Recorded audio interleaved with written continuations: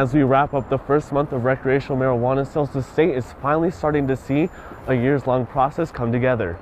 Well, the first weekend was definitely five times the busyness, 5 times the revenue, 5 times the people, and kind of stabilized right after that to around 2 times as busy.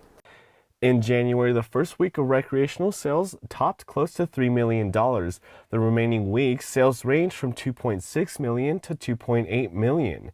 In the first month, the state expects around $2.5 million in revenue from recreational sales alone. The Department of Fish, Wildlife, and Parks will get a big chunk of that money. Anytime that you can add more resources, the department can do more. When it comes to marijuana tax revenue, Fish, Wildlife, and Parks gets a total of 32%. That then gets split up 4 ways, with 20% going to the Acquisition Fund for Habitat Montana program.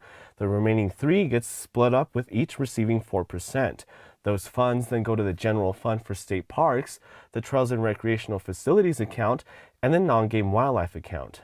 Temple says most of their work at FWP is wildlife habitat, and with that 20%, it sets up FWP and Montana for success.